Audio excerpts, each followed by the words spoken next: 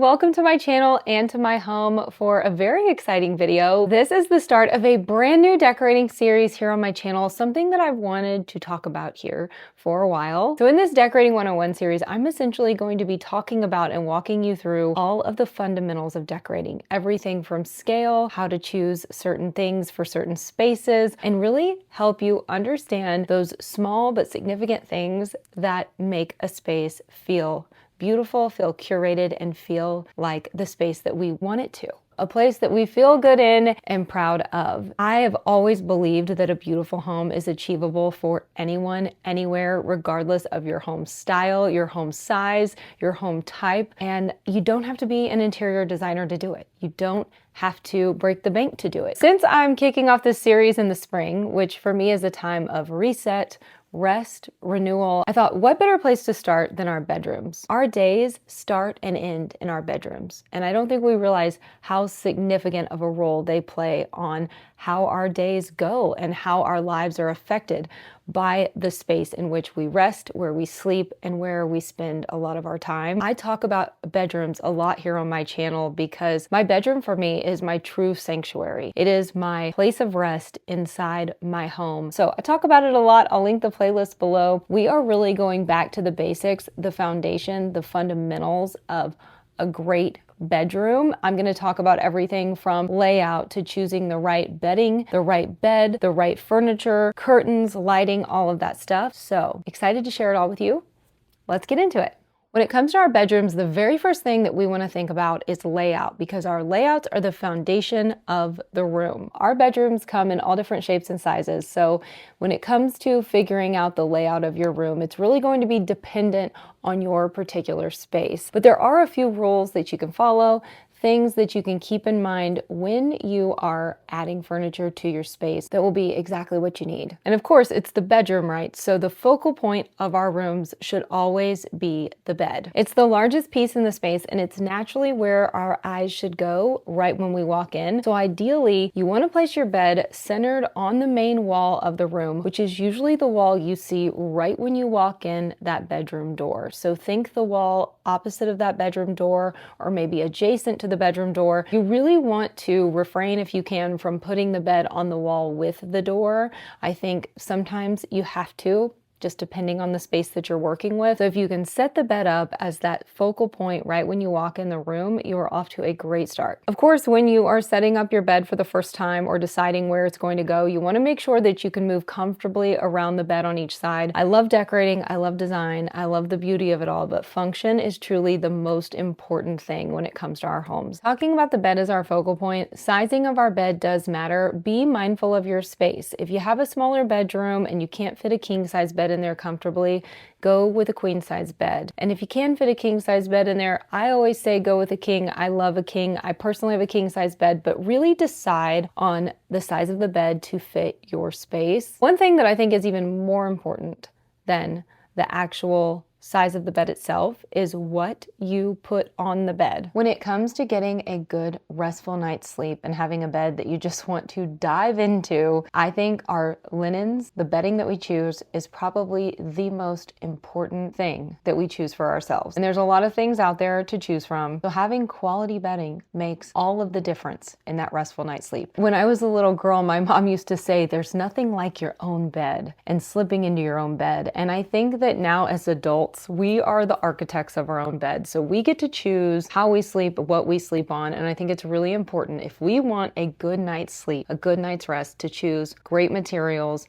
that are going to help us get there. I actually just recently purchased all new bedding for spring just to refresh my room. I like to refresh my bedding with the seasons. And I decided this year to go with Boll and Branch. They make 100% organic cotton products, which is very important to me. I really care about the materials that I sleep on. And I had just heard so many great things, and I have been loving them so far. I've had my sheets and my duvet cover for about guess a month now, maybe 2. I went with this beautiful rose sheet. These are 100% organic cotton. Organic cotton sheets like this will last you. Quality and the durability of something like this is just unmatched. Soul & Branch was actually kind enough to sponsor this video today. If you go to the link in the description box below or use the QR code right here on the screen, it'll take you to their site. Be sure to use my code BrittanyBlaine20 for an exclusive discount to upgrade your sleep. There are a lot of great bedding formulas out there, and I think you should pick one that is right for you. I do have a few things that I like to follow and things I like to do that ensure that I have a bed that I absolutely not only love how it feels and how I sleep in it, but I also love how it looks. One of the things that I think a lot of people get wrong,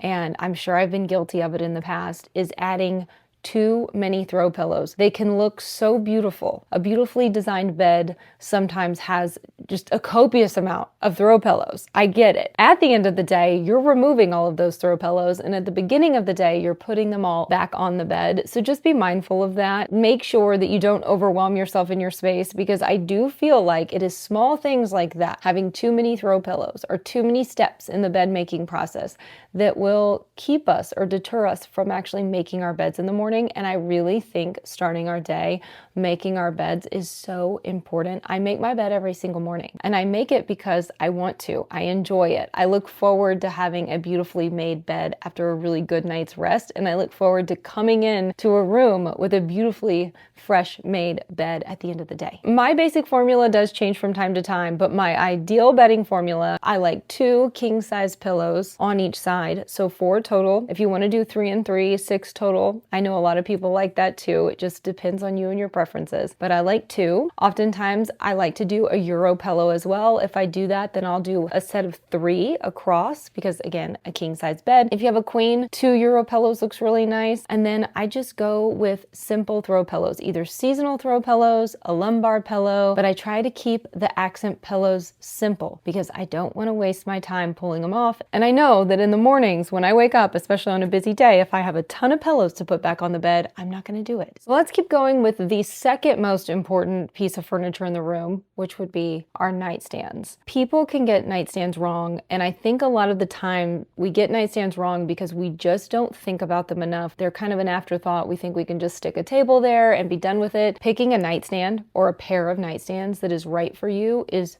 so essential to how you experience your space. Not only is it your side table for when you're in the bed, when you're sleeping, when you're waking, but it's also the place that houses all of those things that you may use throughout the night, throughout the morning, just when you are residing in that space. I use my nightstand so much, and they function so well for me because I have really put a lot of thought into not only the nightstands, also the way I organize them. I have a video all about nightstand organization. I think I have 2 videos where I've organized my nightstands in my bedroom playlist, so I'll have those linked below. If you're having a hard time choosing nightstands, just remember they should be proportional to your bed. Ideally, you want your nightstand to sit at the same height as the top of your mattress or just slightly below. That way it's actually functional and easy to reach from the bed. You also want to think about spacing. You don't want those nightstands too far away from you, but you also don't want them crammed too close to the bed. Again, functionality comes first. Make sure you pay attention to the measurements if you're ordering them, but I would always start with the bed and then move on to my nightstands because it's much easier to curate nightstands around your bed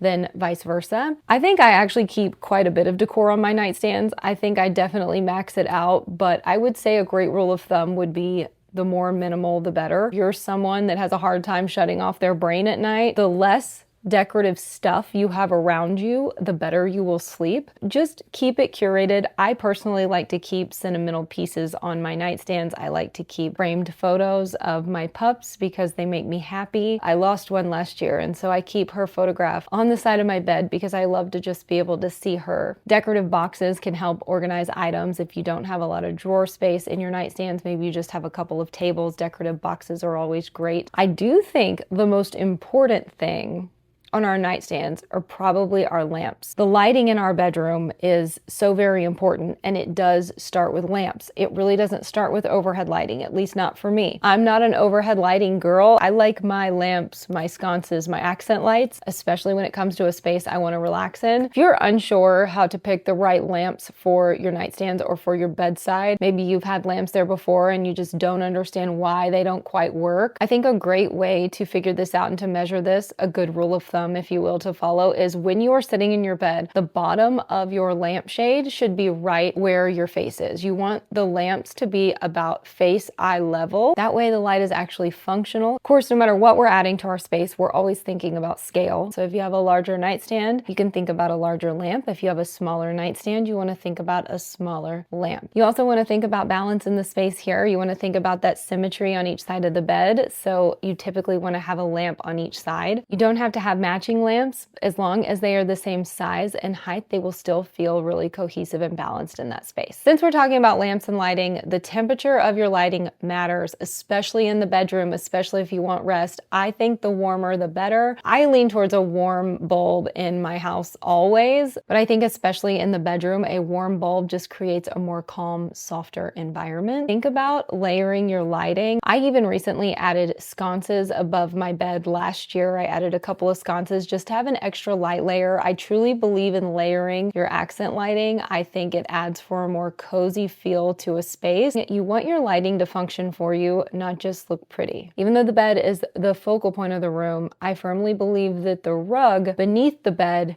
is what anchors the room. Choosing the right size rug for your space and for your bed is really, really important. For a queen size bed, a standard 8x10 size rug will work, and for a king, you really want to try to go with a 9x12 or a little bit bigger, just so that rug extends on each side like you need it to. As I mentioned, the rug's job is to anchor the room, anchor the bed. The bed is your statement piece and the rug is its accent. Make sure that it does not take away. Oftentimes when we use a rug that's too small, it honestly just distracts from the overall design. Let's talk about curtains, the jewelry of every room. That sounded so cheesy. There's a couple of things that you really want to consider, especially when it comes to curtains for your bedroom versus curtains for any other space in your house. I think for the bedroom, it's really important to think about lighting, the light coming through the window. I know for many of us, a blackout curtain is very important. Sometimes it can be a challenge though, between choosing a curtain that functions and choosing a curtain that's actually beautiful and matches your decor. Last year, I found the best curtains for a bedroom. They are blackout curtains. They are pinch pleated at the top, so they look custom, they look designer, but they are absolutely not. They are from Amazon. They are also a faux linen, so they look like a linen curtain, but because they're faux, they were a fraction of the price of real linen curtains. I'm gonna have these linked because these are just such a fabulous find. I think they go in just about any and every bedroom. You cannot go wrong with a neutral curtain. If you are stuck on how to choose a curtain for your room when it comes to color or texture, a neutral linen, faux linen curtain, you cannot go wrong. You always want to try to take your drapes to the floor if you can. You want to hang your curtains higher than the actual window frame, not right on the top of it. This will draw the eye upward and make your ceiling feel taller. Your curtain rod should always extend wider than the window frame on both sides. This allows your curtains to frame the window instead of actually covering it, and it lets in more natural light when they're open. These small adjustments can make such a big difference. So the curtains I have in here are 108 inches. That way it takes them all the way from that drop ceiling straight to the floor. Curtains should always make your ceilings look taller. They should not cut your room in half. And the wrong size curtain, hanging them too low or not hanging them all the way to the ground, can do just that. Other thing that I think is really important to have in your bedroom, if you can have it, if your space allows, is a great seating area. Your bedroom should feel like a place you can actually spend time in, not just sleep in, and having a seating area creates a spot to sit, to read, to have a cup of coffee in the morning, or just slow down for a moment without always having to be in the bed. This does not have to be anything complicated. It can really just be a single chair, a bench at the end of the bed, but it really does give our rooms another layer of function beyond just our beds. The key is just keeping it proportional to your space, understand what's going to work. Don't use oversized, large, bulky pieces. Get a piece that is functional but fits the scale of your space. So the last thing I want to talk about when it comes to our bedrooms is editing and finishing touches. If your bedroom doesn't feel finished to you, or if it doesn't feel like a restful space, it's not about adding more decor. It's about making sure you have the right elements in that room to achieve what you want to achieve the space that you love. I think everyone deserves a beautiful bedroom, a place that they love to rest, a place that they look forward to going at the end of the day, that they enjoy waking up in the morning. You deserve a bed that you love, that's comfortable, that you sleep great in every single night. I just want to say a quick thank you for hanging out with me here today. I hope that you enjoyed this video. Again, this is the first in a brand new series that I will be sharing here on my channel. So if this is something that you love, be sure to hit that subscribe button. We always talk about seasonal decorating and decor around here, but we are going to be deep diving even more into the basics, the foundation of design, the fundamentals that all of us can learn. As I said at the beginning of this video, you do not have to have a degree in interior design to create a home that you love. I am here to hopefully help you do just that. So thank you for watching today. I will see you again very soon in the next one. Until I do, take care and happy decorating.